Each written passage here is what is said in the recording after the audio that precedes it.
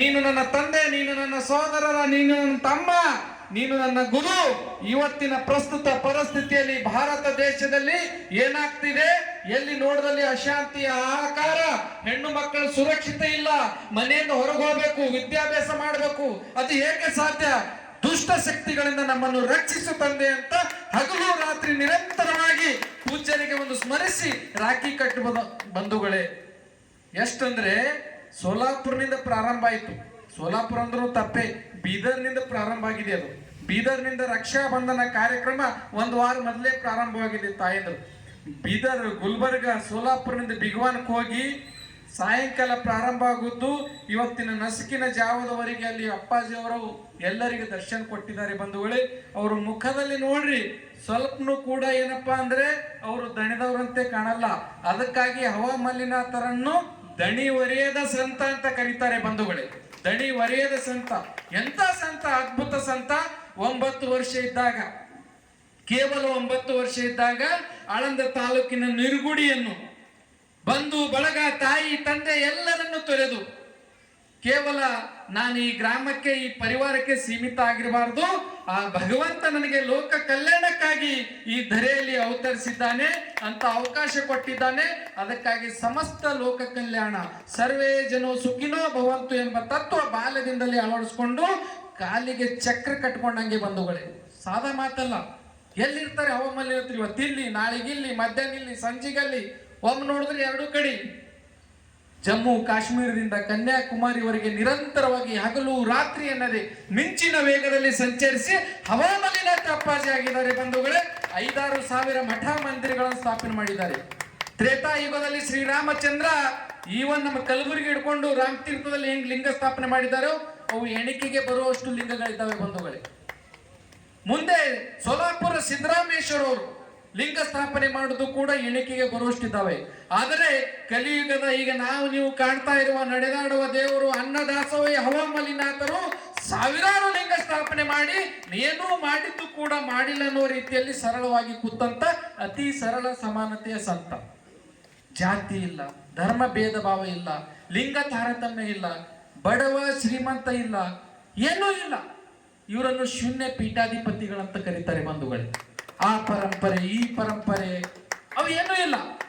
ಮಾನವ ಜನ್ಮ ಶ್ರೇಷ್ಠ ಆಗಿದೆ. ಮಾನವ ಜನ್ಮ ಶ್ರೇಷ್ಠ ಆಗಿದೆ. ಕೈಲಾಸಕ್ಕಿಂತ ಕಾಯಕವೇ ಶ್ರೇಷ್ಠ ಎಂಬ ತತ್ವದಡಿ ಪರಮ ಪೂಜ್ಯರು ನಿತ್ಯ ದಾಸೋಹ ಮಾಡ್ತಾ ಇದ್ದಾರೆ. ಮಹಾದಾಸೋಹಿ ಶರಣ ಬಸವೇಶ್ವರರು ಕಲಬುರಗಿಯಲ್ಲಿ 200 ವರ್ಷಗಳ ಹಿಂದೆ ಮಹಾದಾಸೋಹ ಮಾಡಿ ಮಹಾದಾಸೋಹಿ ಆದ್ರೂ ಅವ್ರಿಗೆ ನೋಡೋಕ್ ಸೌಭಾಗ್ಯ ನಿಮಗೆ ಸಿಕ್ಕಿಲ್ಲ. ಆ ಮಹಾದಾಸೋಹ ಎಲ್ಲೂ ಇಲ್ಲ. ಹವಾಮಲ್ಲಿನಾಥರ ರೂಪದಲ್ಲಿ ಮತ್ತೆ ಕಲ್ಯಾಣ ನಾಡಿನಲ್ಲಿ ಮಹಾದಾಸೋಹ ಮಾಡ್ತಾ ಇದ್ದಾರೆ. ಲಾರಿಗಟ್ಲೆ ಕಬ್ಬ ಬಂಧುಗಳೇ, ಲಾರಿಗಟ್ಲೆ ಕಬ್ಬ. ಅವು ಸಾದಾ ಕಬ್ಬಲ್ಲ, ಬಾಸಟ್ ಕಬ್ಬ. ರುಚಿಯಾದಂತ, ಪರಿಶುದ್ಧ ಆದಂತ ಕಬ್ಬು ತಮ್ಮ ಕೈಯಾರೆ, ಯಾರೋ ಕೊಡೋದಲ್ಲ ಜ್ಯೂಸ್, ಭಕ್ತರಿಗೆ ತನ್ನ ಕೈಯಾರೆ ಹಗಲು ರಾತ್ರಿ ಆ ಗ್ಲಾಸ್ಗಳು ಎಣಿಸೋತ್ ಹೋದ್ರೆ ಕೂಡ ಸಂಖ್ಯೆ ಮಿಸ್ ಆಗ್ತಾ ಇದೆ ನಮಗೆ. ದಿನಕ್ಕೆ 20,000 ಗ್ಲಾಸು, 10,000 ಗ್ಲಾಸು, ಲೆಕ್ಕನೇ ಇಲ್ಲ. ಆದ್ರೆ ಅವ್ರ ಕೈ ಎಷ್ಟು ಸಲ ಕೊಟ್ರಂತ ವಿಚಾರ ಮಾಡಿದ್ರ ತಲೆ ಕೆಲಸ ಮಾಡಲ್ಲ ಬಂಧುಗಳೇ. ಬೆಳಿಗ್ಗೆಯಿಂದ ಸಾಯಂಕಾಲದವರೆಗೆ ಎಷ್ಟು ಭಕ್ತರು ಬರ್ತಾರ ಅಷ್ಟು ಖುಷಿ. ಎಷ್ಟು ಭಕ್ತರು. ಹಾಗೆ ತಾಯಿ ತನಗೆ ಎಷ್ಟು ಮಕ್ಕಳಿದ್ರು ಸಹಿತ ಅವ್ರಿಗೆ ಊಟ ಮಾಡ್ಸಕ್ಕ, ತಿನ್ಸಕ್ ಉಣ್ಸಕ್ ಬೇಜಾರು ಮಾಡ್ಕೊಳ್ಳಲ್ಲ. ಮಾತೃ ಸ್ವರೂಪಿ ಹವಾಮಲ್ಲಿನಾಥರು ಭಕ್ತರನ್ನೆಲ್ಲರನ್ನು ಮಕ್ಕಳಾಗಿ ನೋಡ್ತಾ ಇದ್ದಾರೆ ಬಂಧುಗಳೇ. ಮೋಸಂಬಿ ಲಾರಿಗಟ್ಲೆ, 1 ಕೈಲಿಲ್ಲ 2 ಕೈಲಿ ಕೊಡೋದು. ಇದು ಏನಂತಿಲ್ಲ, ಕೊಡಗೈ ದಾನಿ. ಒಂದು ದಾನದ ಬಗ್ಗೆ ಹೇಳ್ತೀನಿ. ಮಹಾಭಾರತದಲ್ಲಿ ದಾನದಾಗಿ ಯಾರು ಶ್ರೇಷ್ಠರಂತ ಒಂದು ಪಂದ್ಯ ನಡೀತ. ಯಾರು? ಕರ್ಣ ಮತ್ತು ಅರ್ಜುನನ ಮಧ್ಯೆ ಶ್ರೀಕೃಷ್ಣ ನಡೆಸ್ತಾನೆ. ಅವಾಗ 1 ಲಾರಿಗಟ್ಲೆ ಬಂಗಾರ, ಬೆಳ್ಳಿ, ವಜ್ರ ಕರ್ಣ ಕೊಡ್ತಾನೆ ಶ್ರೀಕೃಷ್ಣ. 1 ಲಾರಿಗಟ್ಲೆ ಅರ್ಜುನ ಕೊಡ್ತಾನೆ. ಯಾರು ಎಷ್ಟು ಜಲ್ದಿ ಹಸ್ತೀರಿ ನೋಡ್ರಿ ಅಂತ ಹೇಳ್ತಾನೆ. ಅದಕ್ಕೆ ಅರ್ಜುನ ಲಾರಿಗಟ್ಲೆ ಇದ್ದಂತ ಬಂಗಾರ ಬೆಳ್ಳಿ ತನ್ನ ಕೈಯಾರೆ ಸಾಲಾಗಿ ನಿಂತವ್ರಿಗೆ ಗಂಟೆ ಹಚ್ಚಿ ಖಾಲಿ ಮಾಡ್ತಾನೆ. ನಾನು 8 ಗಂಟೆಯಲ್ಲಿ ಎಲ್ಲ ಮುಗಿಸ್ದೆ ಅಂತ. ಅವಾಗ ಕರ್ಣನ್ ಪಾಳಿ ಬರ್ತದ. ಕರ್ಣ ಅಂತಾನೆ, ಇದು ಹಂಚುಕ್ಕೆ ಲೆಕ್ಕಾರ ಯಾಕೆ ಹಾಕಬೇಕು? ಆ ಲಾರಿಗಟ್ಲೆ ಇದ್ದಕ್ಕೆ 2 ರೇಖೆ ಹಾಕ್ತಾನ. ಈ ಲೈನ್ ಇದ್ದವ್ರು ಇದು ತೋರಿ, ಈ ಲೈನ್ ಇದ್ದವ್ರು ಇದು ತೋರಿ ಅಂತ. ಅದಕ್ಕೆ ಕರ್ಣ ದಾನದಾಗ ಶ್ರೇಷ್ಠ ಜ್ಞಾನಿ ಕರ್ಣ ಅಂತ ಹೇಳ್ತಿದ್ರು. ಆದ್ರೆ ಕಲಿಯುಗದಾಗ ಹವಾಮಲ್ಲಿನಾಥರು ಇದನ್ನು ಲೆಕ್ಕ ಹಾಕಲ್ಲ, ಅದನ್ನು ಲೆಕ್ಕ ಹಾಕಲ್ಲ. ಅವ್ರಿಗೆ ಅದು ಹಂಚೋದ್ರ ಬಗ್ಗೆ ಅರಿವೇ ಇಲ್ಲ. ಹಂಚದೆ ನಿರಂತರ ನಿತ್ಯ ಕಾಯಕವೇ ಸತ್ಯ ಕಾಯಕ, ಮಹಾದಾಸೋಹಿ ನಡೆದಾಡುವ ಅನ್ನದಾಸೋಹ ಎಲ್ಲಾದ್ರಿದ್ರೆ ಅದು ಹವಾ ಮಲ್ಲಿನಾಥ್ ಮಹಾರಾಜ ಅಪ್ಪಾಜಿ ಅವರ ಬಂಧುಗಳು. ಇಂಥ ಅದ್ಭುತ ಮಹಾನ್ ಶಕ್ತಿ, ದಿವ್ಯ ಜ್ಯೋತಿ ಈ ಕಲ್ಯಾಣ ನಾಡಿನಲ್ಲಿ ಬೆಳಗ್ತಾ ಇದೆ ಬಂಧುಗಳೇ. ನೀರುಗುಡಿಯಲ್ಲಿ ಜನಿಸಿದ ಜ್ಯೋತಿ ಇವತ್ತು ಜಗವ ಬೆಳಗ್ತಾ ಇದೆ ಬಂಧುಗಳೇ. ಜಗವ ಬೆಳಗಿದ್ದ ನೀರುಗುಡಿ ಜ್ಯೋತಿ ಅದುವೇ ಹವಾ ಮಲ್ಲಿನಾಥ ಬಂಧುಗಳೇ. ಅಂತ ಹವಾ ಮಲ್ಲಿನಾಥರು ಇವತ್ತು ಸಾವಿರಾರು ಮಠ ಮಂದಿರಗಳನ್ನೆಲ್ಲವನ್ನು ತೊರೆದು ಅಂದ್ರೆ ದೂರ ಮಾಡಿಲ್ಲ, ಆದ್ರೆ ಅದಕ್ಕಿಂತ ಒಂದು ಹೆಜ್ಜೆ ಮುಂದೆ ಹೋಗಿದ್ದಾರೆ.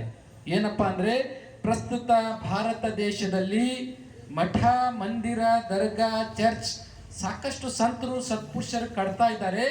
ಇವತ್ತೇನಾಗಿದೆ ಬಂಧುಗಳಪ್ಪ ಅಂದ್ರೆ ಈ ದೇಶದಲ್ಲಿ ಪ್ರಜಾಪ್ರಭುತ್ವ ವ್ಯವಸ್ಥೆಯಲ್ಲಿದ್ದಂತ ನಮ್ಮನ್ನು ಯಾವ ಪರಿಸ್ಥಿತಿಯಲ್ಲಿ ಇಡ್ತಾ ಇದ್ದಾರಪ್ಪ ಅಂದ್ರೆ ರಾಜಕೀಯ ಲಾಭ, ಸ್ವಾರ್ಥ, ವೈಯಕ್ತಿಕ ದ್ವೇಷ ಇವುಗಳ ಎಲ್ಲ ಅಂಶಗಳಿಗೆ ಅನುಗುಣವಾಗಿ ದೇಶದಲ್ಲಿ ಅಶಾಂತಿ ಮೂಡ್ತಾ ಇದೆ.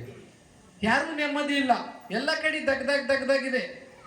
ಇದನ್ನು ಮನಗಂಡಂತ ಅಪ್ಪಾಜಿ ಅವರು ಪ್ರಸ್ತುತ ಭಾರತ ದೇಶದಲ್ಲಿ ಮಠ ಮಂದಿರಗಳನ್ನು ಸ್ಥಾಪಿಸುವುದಕ್ಕಿಂತ ಇವತ್ತು ಒಡೆದು ಹೋದಂತ ಮನಸ್ಸುಗಳನ್ನು ಕಟ್ಟಿ ಸದೃಢವಾದಂತ ಭಾರತ ದೇಶ ಕಟ್ಟಬೇಕಾಗಿದೆ ನನಗೆ.